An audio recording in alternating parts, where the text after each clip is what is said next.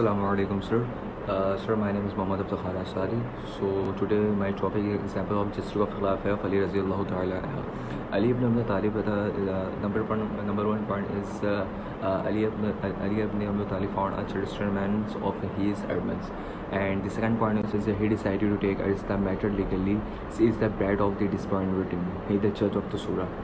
Ali said is my urban, and I have not a soul is giving out of its away.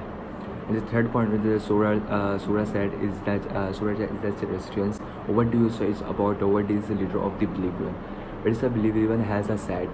The Christians reply, it's my urban, but it's not a consider of the leader of the believable to be urbans. The fifth one is surah turns of Ali and says, O leader of the believable, do you have a Ali Lahauta as a sad surah of the connect?